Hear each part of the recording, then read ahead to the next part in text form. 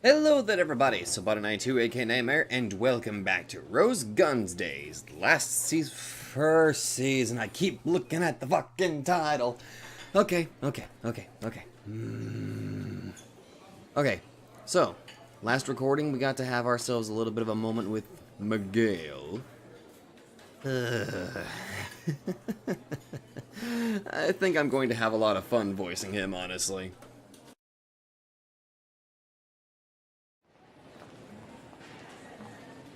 Oh yeah, and Kraji's kind of I don't know. He seems to be connected to Miguel for some reason.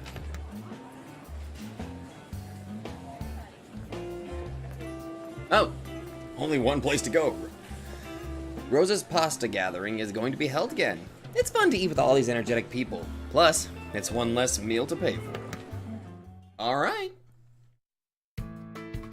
Delicious. Today's pasta's on a whole different level. Rose-san, you cooked this, right? Your pasta's the best. Sorry, but I cooked today. But I'm glad you like it. That's not it, right? This room, filled with Rose's kindness and consideration, is making it taste twice as good, isn't it? Yes, that's right. Wait, no! Use San after Rose-san's name, old man. Be nice when you eat together, fellow co-workers. I invited Claudia too, but it sounds like she's still really busy at her store. She looks sad to be missing it. It's good that she's busy. I hope her store prospers. She's a kid to be reckoned with. Maybe I should follow her example, save up money and start a store.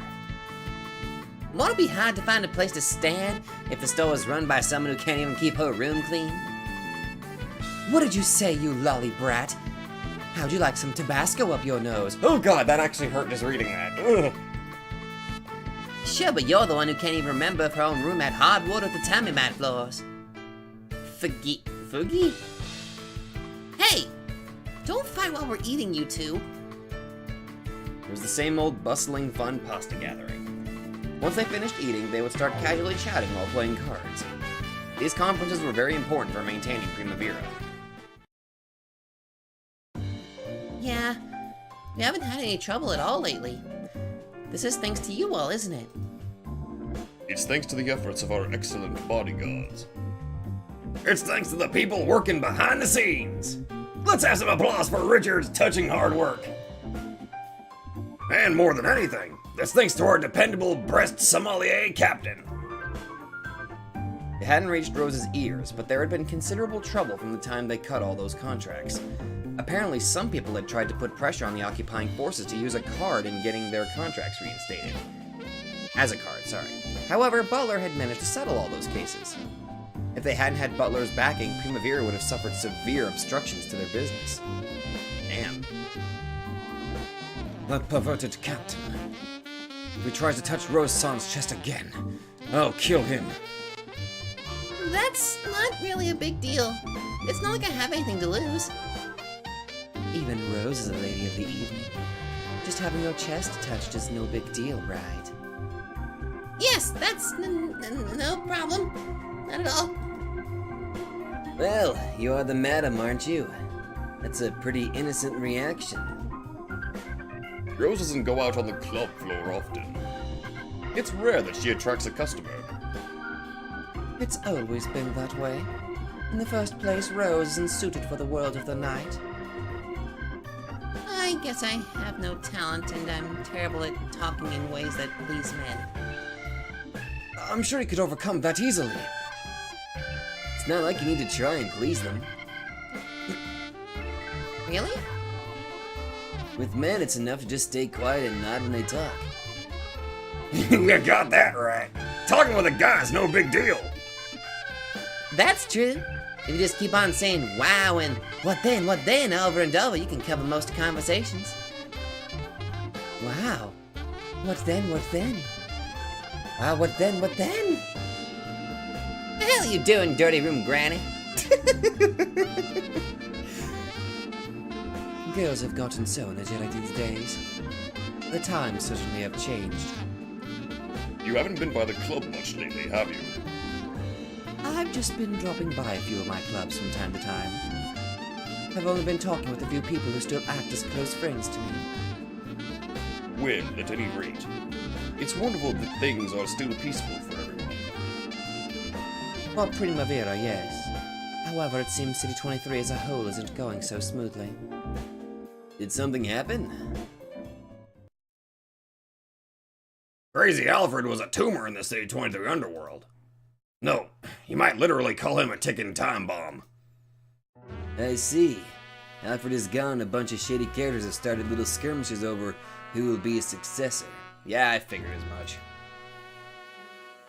I've heard rumors like that too. Groups all over the city have been fighting lately. So, Alfred's son being gone doesn't mean peace will come so easily. There's nothing to be done about it. The underworld is a game of musical chairs. Once one chair opens up, a new battle will start around it. I just hope we don't get dragged into any quarrels. Any idea when this massive battle for dominance in City 23 will end? From what I know, it doesn't seem like it will continue long. What do you mean? It's mostly settled already. It's already decided who the next man to control City 23 will be. Who is it? You mean Caleb? That's right. The man who once split City 23 into North and South with Alfred.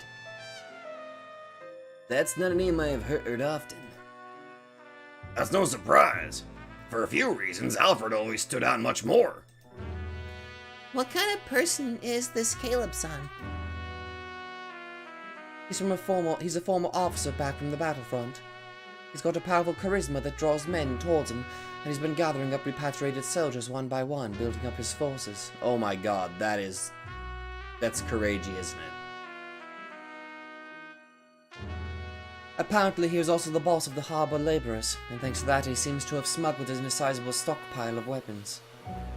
So, a bunch of weapons on his side on top of those tough guys back from the war. Now that Alfred's gone, there probably isn't anyone left in City 23 who can stop Caleb.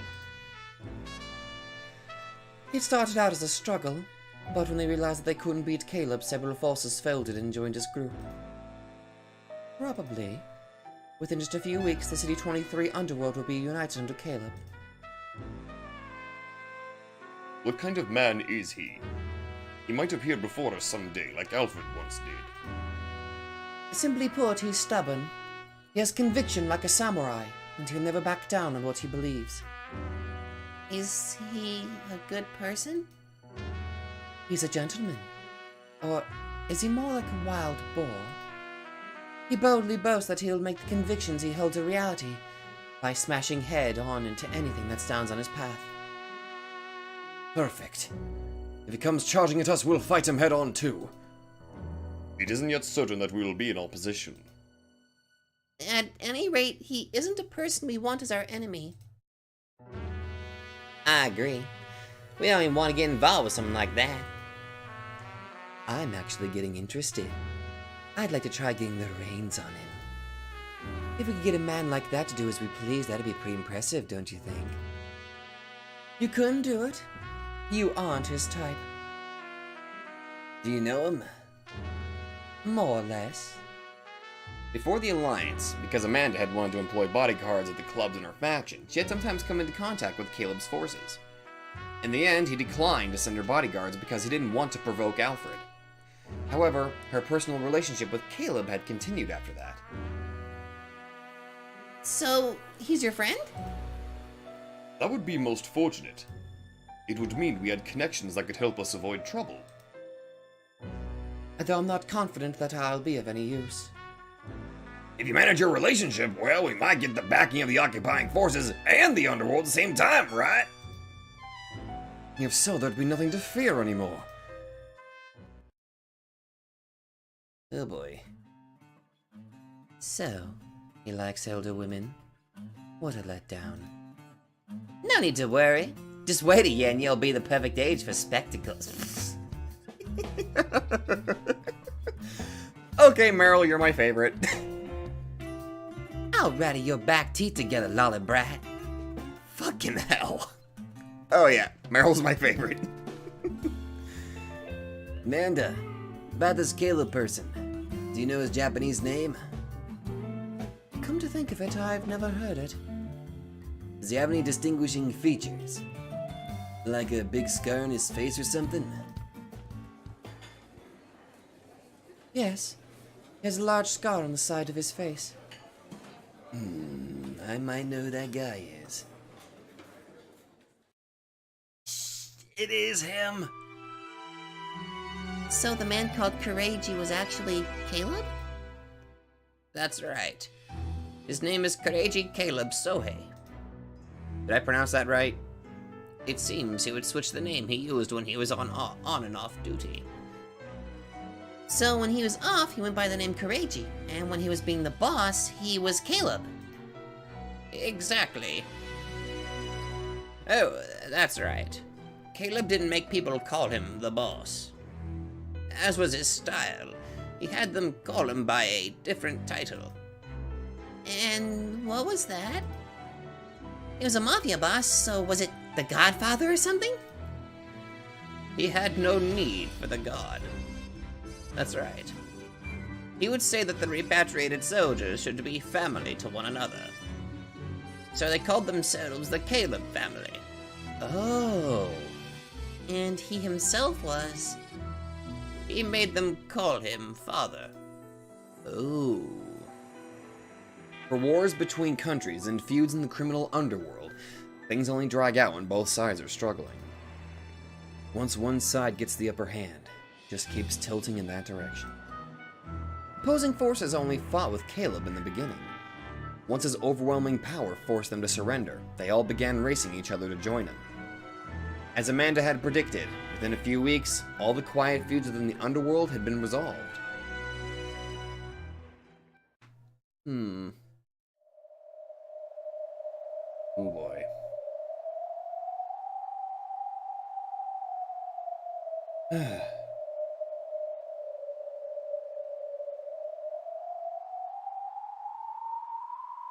Awkward. Yo. I'm glad to see you've made your decision, gentlemen. Will you swear your loyalty to me? Yes, Father Caleb. We swear our loyalty to you. We agree with your aims and we swear to assist you. We are honored to be a part of the Caleb family. Well said. Starting today, we are part of the same family. One after another, the men kissed the back of Caleb's hand. They were all the bosses of the many forces in City 23. Because they possessed the ability to oversee and manage ruffians, they did not underestimate this man who had the ability to oversee and manage them. Men, we are all family.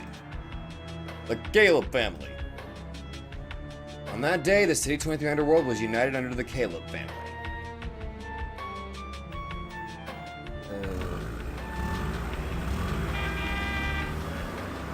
This kind of has me legitimately worried, I think. Should I be this worried? As Caleb got into his car, the cars of his underlings formed a wall around him, and they triumphantly drove through the nighttime city. Horns honked, and everyone made way out of fear. By now, even traffic lights couldn't stop the procession of Caleb's motorcade. You did it, Caleb. Now all of City 23 is yours. Yes, we finally succeeded. Boss, I mean, Father Caleb. Congratulations on uniting City 23. Thank you.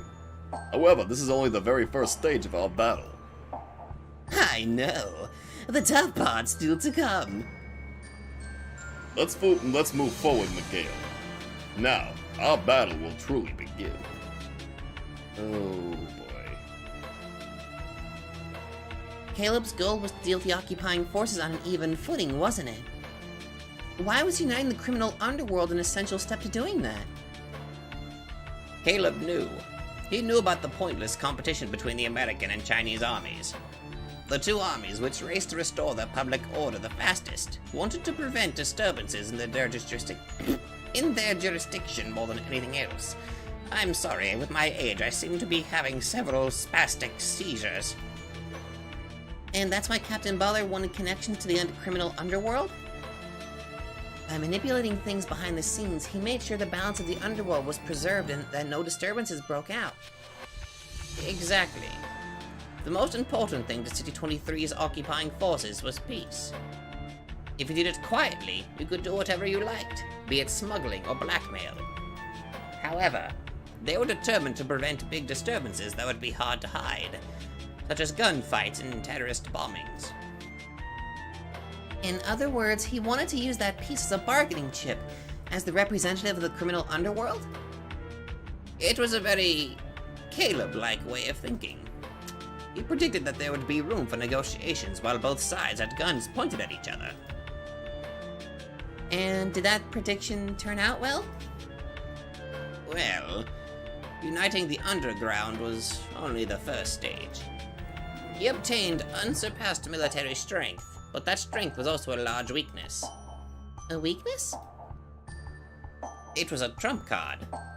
If he took it out, there would be war, and both sides would fall. On the other hand, he couldn't show off that weapon unless he took it out. No matter how much he called himself the ruler of City 23, no one would accept it unless he showed off his power in a way that made it clear. In other words, he had to show his incredible strength in some tangible way? And in some way that didn't involve pulling out his trump card. What's the best way to convert power into numbers that everyone can see? You mean money? Yes, money. Doesn't matter where it comes from. If you can pile up a huge sum of money, you can convince someone of your power and ability by force. To become truly in control of City 23, Caleb would now have to gather a lot of money. To show his power, he would have to gather money with power. You probably have a vague idea of what that means already. Uh-oh.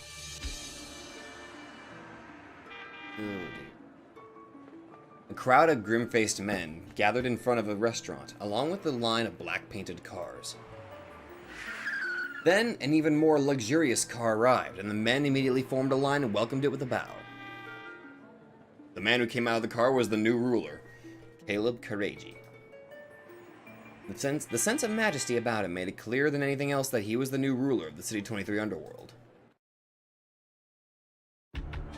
The former bosses of the various City 23 forces were lined up along a long table. Some had approved of Caleb's goals, others had surrendered to Caleb's strength. In their own various ways, they'd acknowledged Caleb as father and sworn their loyalty.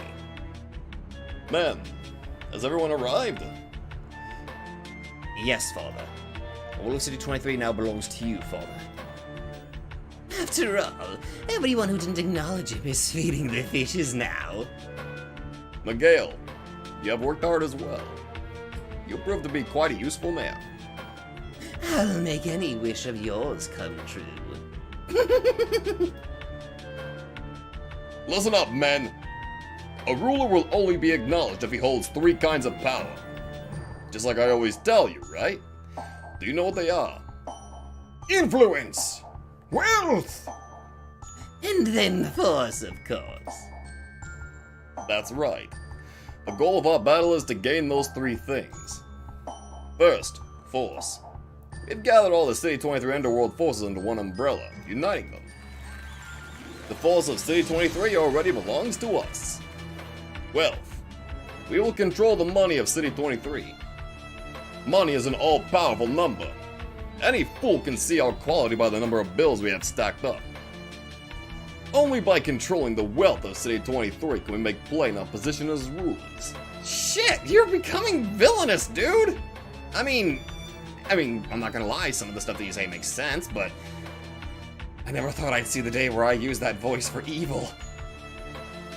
And once we've controlled wealth... Influence. We'll make the occupying forces acknowledge us. They'll give in to the power of our wealth and desire to deal with us on an even footing. When that happens, we'll get the final form of power. Influence. Wonderful! We'll bring about a new age! We'll take all the work projects they order and distribute them amongst ourselves. Then we'll be able to get rid of those shithead middlemen swindlers. We'll be able to give jobs to our war buddies. Wages will increase, and men will be able to come home to their wives with a decently sized pay envelope. And that's not all. We'll be able to save those poor friends of ours who lost arms and legs on the battlefield.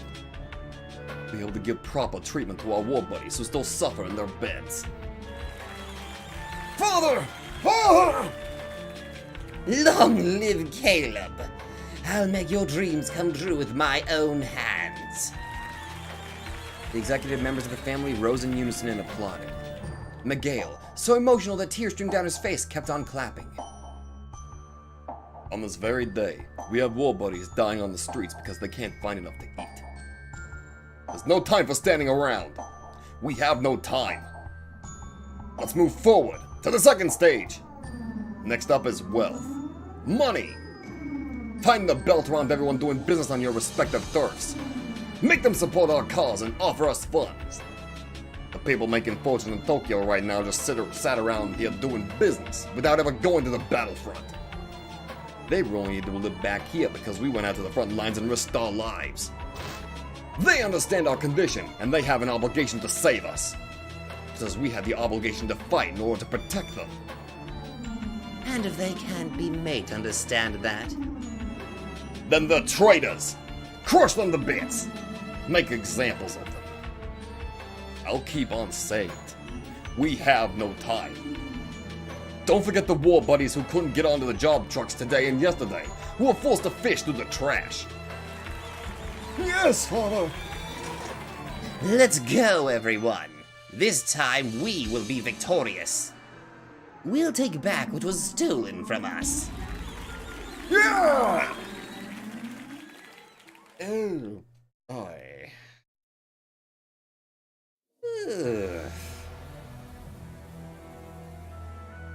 Against the businessmen we made contracts with? Yes. It seems the Caleb family contacted them and demanded quite an excessive sum. So they finally bared their fangs. Apparently, their excuse is that they're collecting funds for the creation of a war veteran welfare organization. Isn't it pretty obvious that the Caleb family is behind it? Of course it is. Caleb's name is already known throughout the city. Everyone's afraid of what'll happen if they don't pay up. But even if they do pay, they might get pestered for cash again and again. Exactly. Demands for money from men like this have no limits. It's like a fight for dominance in a pack of stray dogs. If you surrender and roll over once, you'll keep getting bitten forever. I wonder if Caleb's son will come to us too. I don't know. However, the fact that we have the backing of the occupying forces is well known by that crowd. It's just possible that they won't come in contact with us in order to avoid trouble with the occupying forces. After all, it's a fact that we haven't had any contact from them yet. In that case, what about the businessmen we made contracts with? They're holding off on answering. Holding off? Yes. They have certain expectations from us. I see. They want to see if the protection from the occupying forces extends to them. By the common understanding between us and the captain, all establishments in the Primavera Alliance are considered to be under his protection. However, we don't know if the businessmen contracted with Primavera also fall into that category. If we could ask the captain to protect everyone. It'd probably make it more difficult for those guys to lay hands on them. I'll try talking to Captain Butler. Oh boy. Hello. Is that you, Rose-chan? It's me, Butler. Sorry I couldn't respond to all your other calls. I've kept you waiting too long. Oh, Captain? I've been waiting for you to call. Actually, there's something important I would very much like to talk to you about. What's that? If you need help undoing your bra hook, I'd be happy to lend a hand. The truth is, I would like to borrow your strength. My strength? Well now, what kind of trouble could you be in? I believe I've nearly done away with all the troubles descending on Primavera. The truth is, this doesn't involve Primavera the club, but some of the businessmen we've made deals with. Hold on there. I can't go looking after all the businessmen you contract with. I promise to protect the establishments that are part of Primavera, but isn't that a pretty wide interpretation of those words? That's, well, something we understand. Your point is a reasonable one. With that in mind, can we talk about dealing with their problems? Of course, this would be a new contract between us. We'll find you a suitable reward for any new annoyances this may cause you. Rose-chan, you see, I've never really seen our relationship as a contract. I protect your club because of a modest desire on my part, as a regular guest who loves you in the club. I wouldn't want you to think I just gave in because of money. But we earnestly want you to lend us your power. We'll find a way to repay you in whatever fashion you like. So please. One night with you, Rose-chan. If you let me do as I please, I'd be willing to consider it. What? That's... Well, I'm kidding, just kidding. You're so cute, Rose-chan. It's really a pleasure to tease you. Captain. For now, that's all I have to say. As I've done in the past, I'll take responsibility and protect your club. However, I can't take care of all your contracted businessmen. Even I'm barely scraping by in various ways. I am truly sorry. Please forgive me. Damn.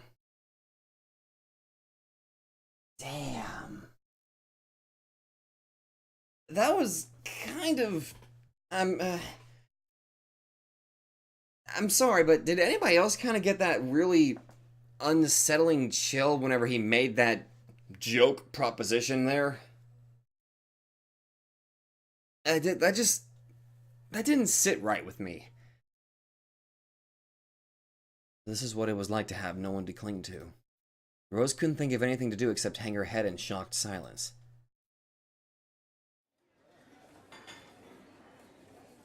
Butler set down the receiver and returned to a chair where a guest was waiting.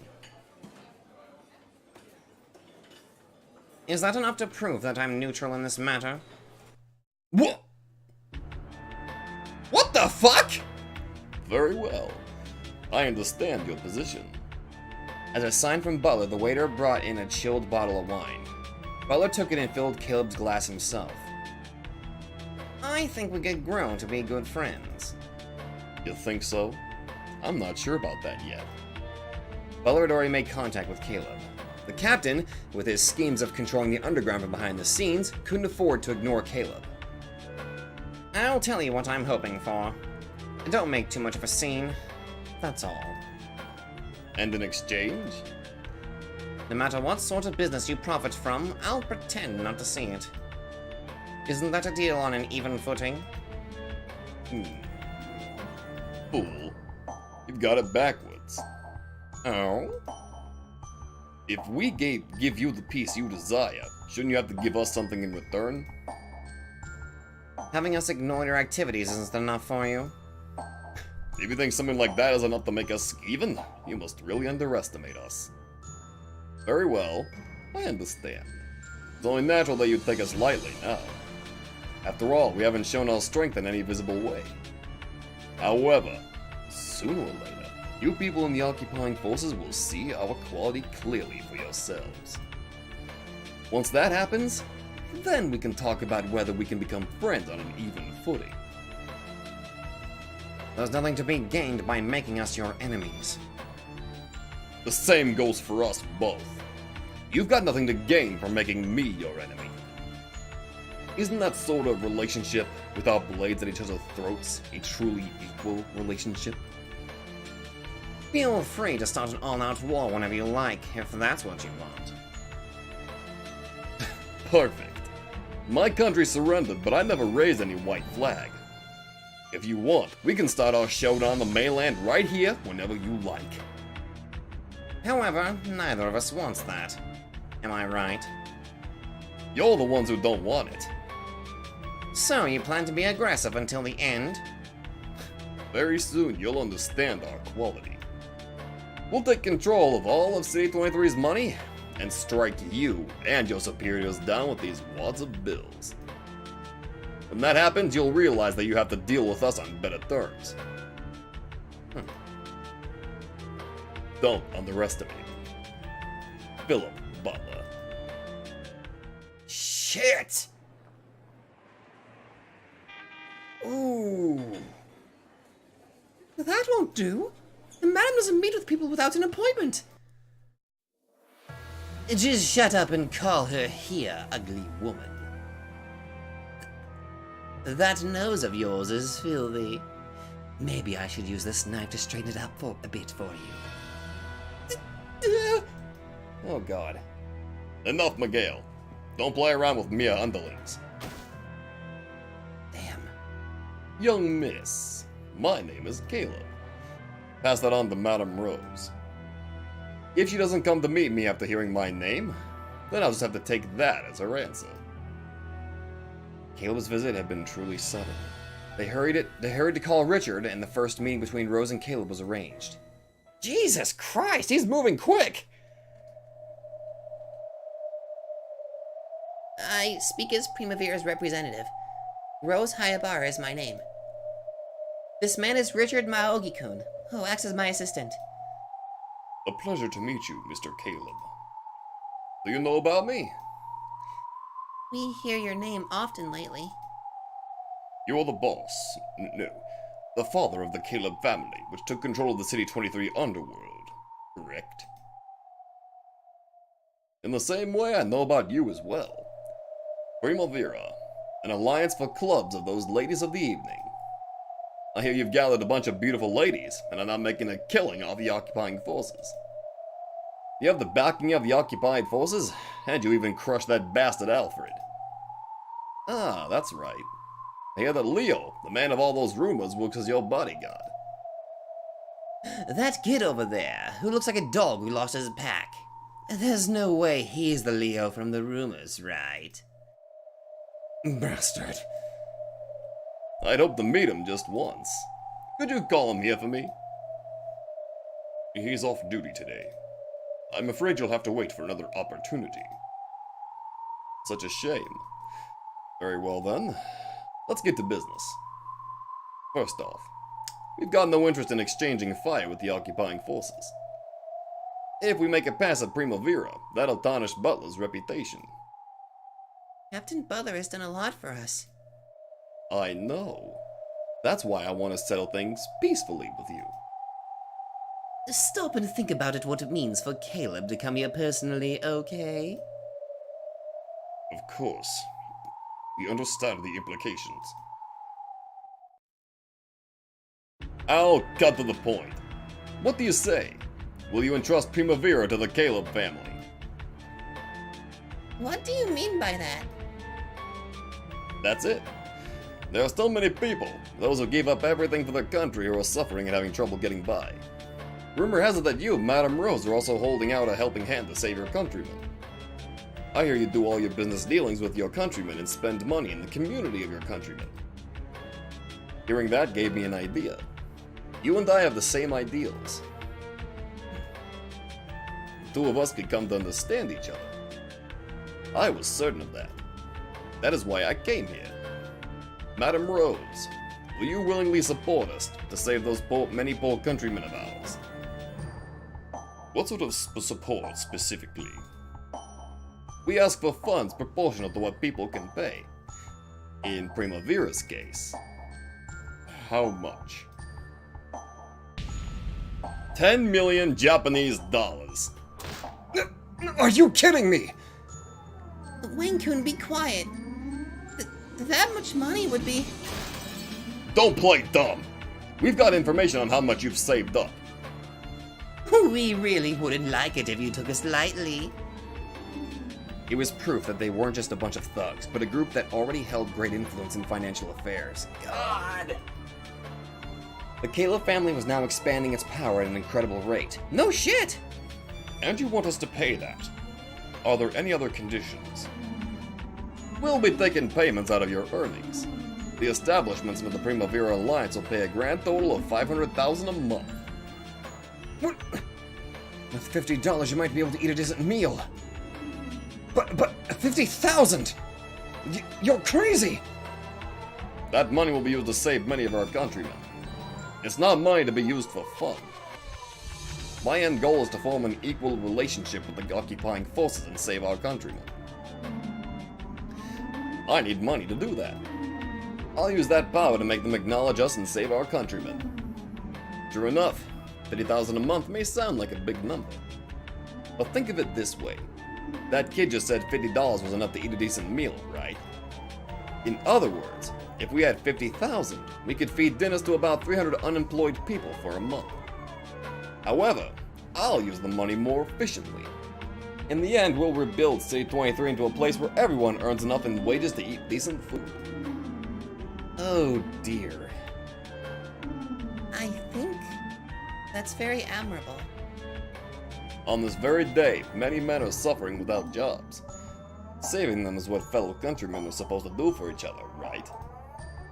I believe we share the same ideal in our minds. Well, it's true that this is all very sudden, and the amount is huge too. However, every day, many people died because they couldn't eat, and couldn't get a job because of malnutrition. How long can you go without food? 3 days? 4 days?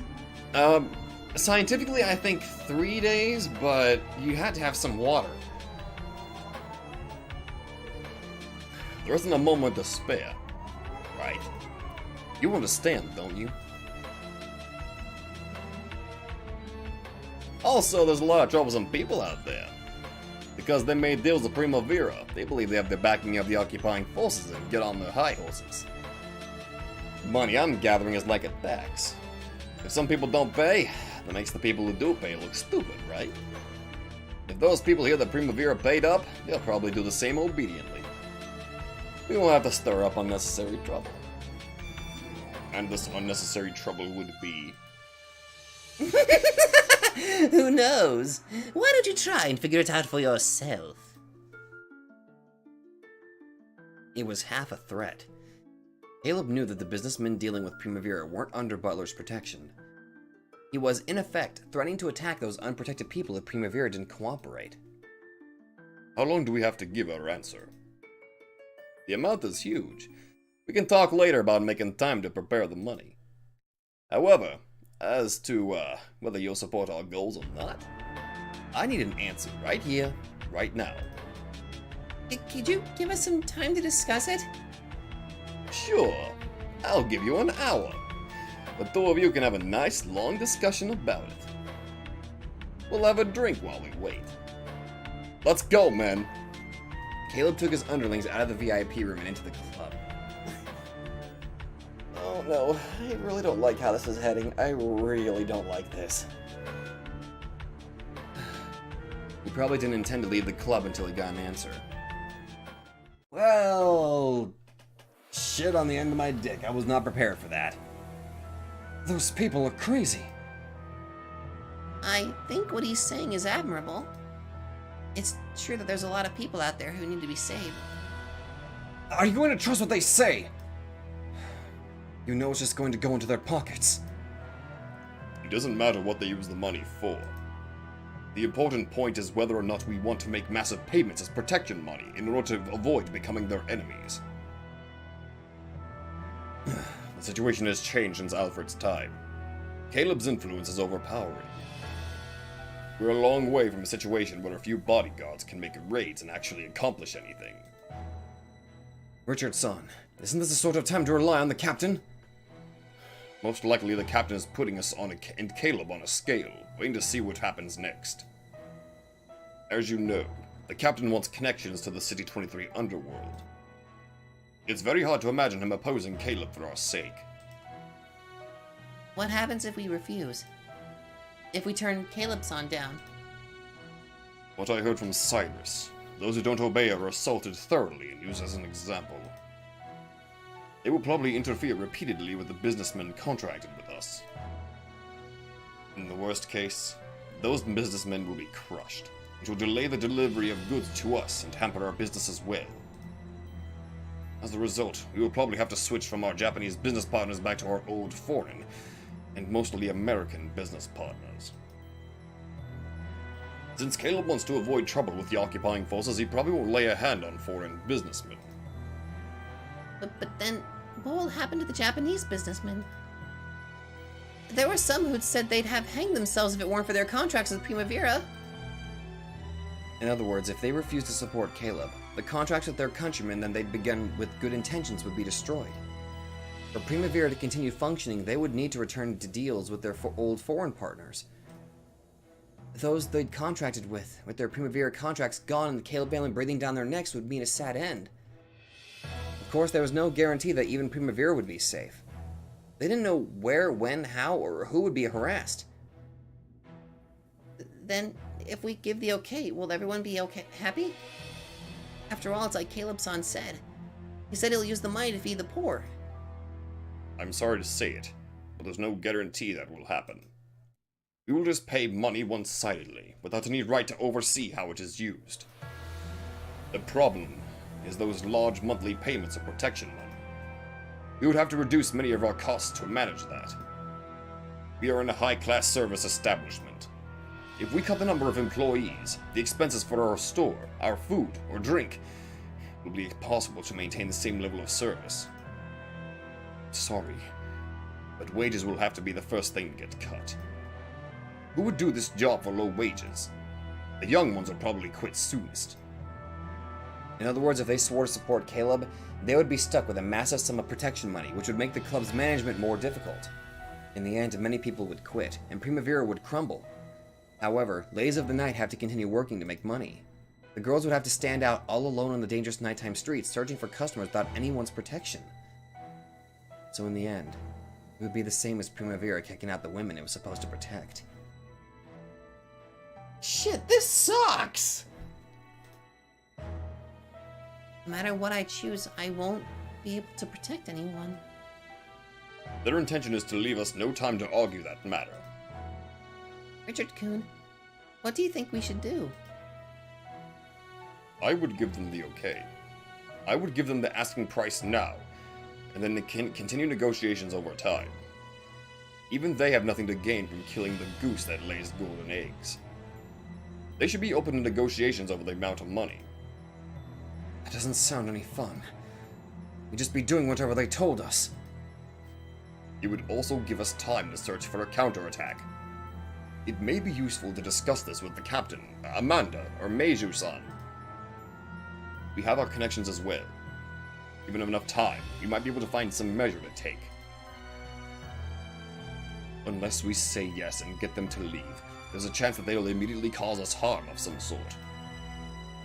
If I was the madam, I would consider making a show of obedience for the time being to be the optimal plan. Rosan. Oh no. What should I do? Someone help me. Oh boy. In the end, Rose decided to respond with a yes. That didn't mean she agreed with that answer from the bottom of her heart. However, as Richard said, unless she gave that answer, anyone might get hurt. Pretending to be obedient was the best answer. As she repeatedly told herself this, Rose left the room and went out into the club. As she did, she saw Miguel giving Claudia a hard time. When Claudia got her own store, she quit her job at Primavera. Most likely she had finally freed up some time on her schedule and decided to pay the club a visit. And she chose the worst time. Enough of that, Miguel! You're hurting me. Let go. Listen up, Missy. When we were on the battlefield, starving and picking the maggots from the wounds of our comrades, just what were you women doing? We were also working as hard as we could. Yes, you were. You were spreading your legs for men, indulging your carnal desires and eating delicious food to your heart's content. And we were crawling around the battlefield, spraying our blood and flesh everywhere to protect you filthy women. And What? You women act like you understand our suffering. You torment us, looking at us as though we were something filthy. Who's the filthy one? This ugly sack of flesh is. When I see you living here all warm and comfortable, it makes me sick. Ow! Please stop! Please stop that! Oh, it was Rose's voice. Her expression was totally different from the depressed, worrying one from a second ago. With a resolute stare, she walked briskly forward and slapped Miguel's cheek. Thank you. Ow. Are you okay, Claudia? Thank you. God, what do you think you're doing? What do you think you're doing? Please don't take us lightly. Huh? I said don't take us women lightly! Sure, I know things were terrible for you men on the battlefield. I feel sympathy for you. In that case, do you know how much hardship women had to go through to keep eating when we lived through the disaster after being left all alone? We worked frantically so we could live, so we could eat. Do you know how painful it is to work as a lady of the evening? Do you? You don't, do you? Sure is nice for you. Because you fought bravely for your country, everyone feels sympathy for you. No one feels any sympathy for us. Even though they say our job is filthy, we keep on doing it because we must to survive. Don't take us so lightly. I, Rose Hayabara, will never forgive anyone who tramples upon a girl's dignity. You bitch. Wait, Miguel! Put your knife away! My apologies, Madame Rose. Miguel has a bad drinking habit. Allow me to apologize for his rudeness. Please forgive me. Well then, will you give me your answer? When you're lost, trust in your heart. Will Primavera obey me or not? When your heart whispers to you, that's the right answer. We refuse! Rose. Don't take us so lightly. We don't have a single dollar we're willing to spend on people who think we've never suffered. If it's necessary to provide charity for the unfortunate, we'll do it ourselves. We won't entrust that job to you. Damn. Oh. At first I thought your aims were pretty admirable. But if I really think about it, it doesn't make sense. You're mistaken. How so? Let's hear what you have to say. It doesn't make sense to save one person's suffering by bringing misery to someone else. You're forcing your noble goals on a great many people, bringing misery to them all. There's a lot of people we need to save right now. We have no time. Then why don't you try to use your noble spirit to speak from your heart and make everyone understand? I don't believe that someone like you, who makes examples of those who don't obey, could ever save people living in misery. I'll save our countrymen using the way I believe in. I will not endorse you. Please leave this place. My answer will not change again. Damn. A good answer. You're just like my dead wife. However, Madame Rose, can you handle the responsibility and after effects of that answer? Both of us are in charge of caring for a great number of people. That's not a fact to be taken lightly.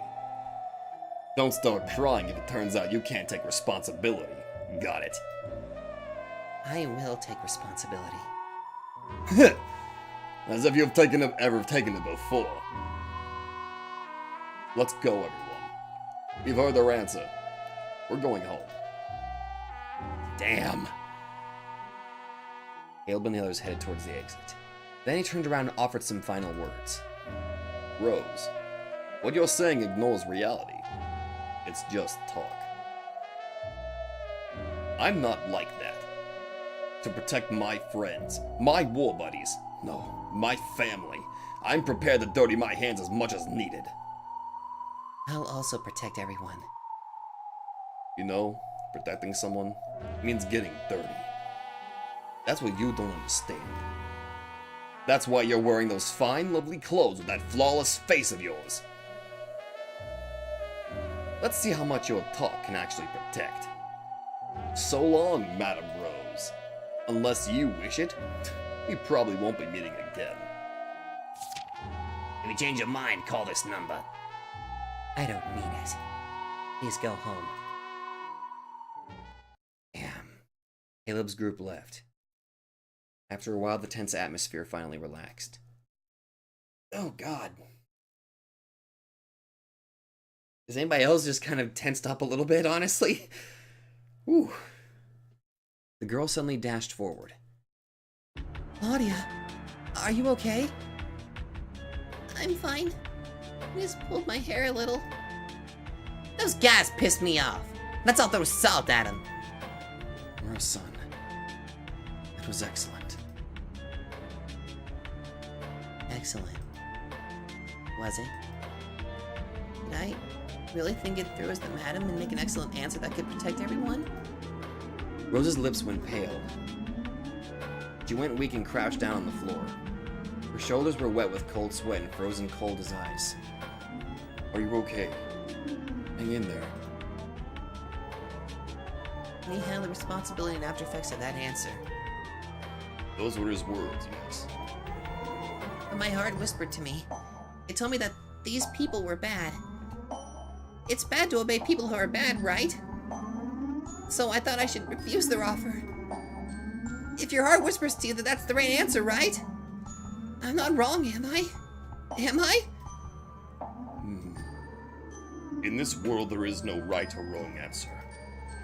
As long as you have no regrets, then no matter what happens, it was the right answer. What do they try next? We'll probably see the results of our answer very soon. Oh, dear God.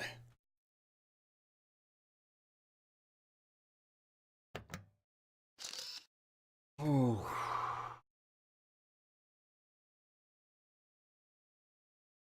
That actually felt longer than I thought. Damn it! Okay.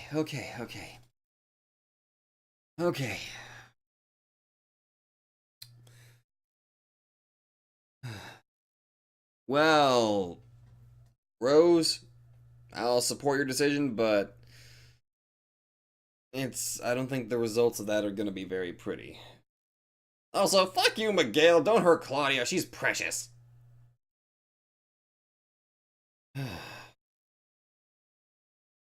This is probably gonna... Well! You guys said I was gonna like this arc, and considering how, this is kind of insane, yeah, I can kind of agree. Good God. Okay.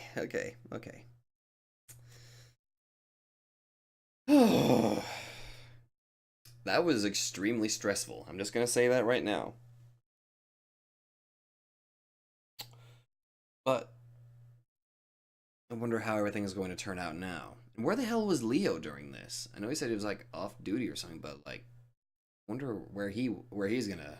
I wonder how Leo's gonna fit into all of this. He must have automatically knew who Caleb was as soon as he got that detail about the scar. So it makes me wonder he's gonna handle all of this. Oh.